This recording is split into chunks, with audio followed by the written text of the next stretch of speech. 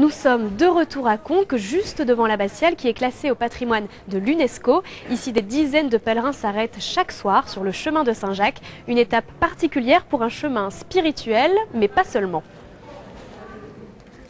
Au 220e kilomètre, sur le chemin de Saint-Jacques-de-Compostelle, voici Conques, petit village de 80 habitants et autant de pèlerins qui s'y arrêtent chaque soir.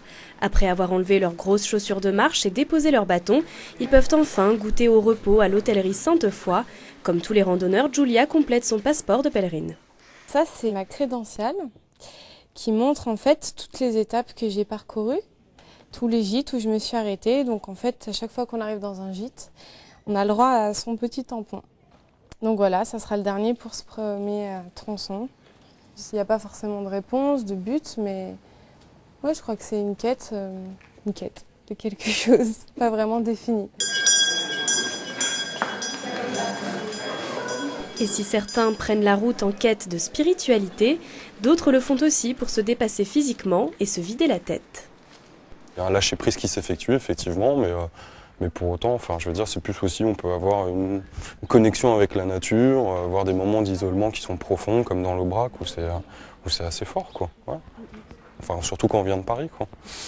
Donc on vous souhaite une belle étape pour la plupart d'entre vous qui arrivez à pied et qui êtes sur le chemin. Accueillis par l'un des 5 frères de la communauté, les 80 marcheurs viennent de toutes les régions et même d'autres pays.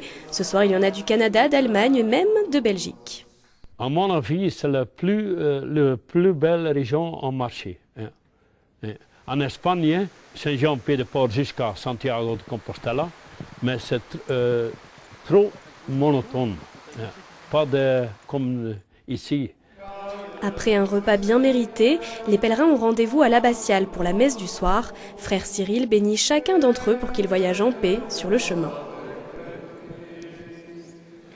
Norbert de Belgique. Chaque jour, il y a la vague quotidienne des pèlerins qui passent, et jamais les mêmes.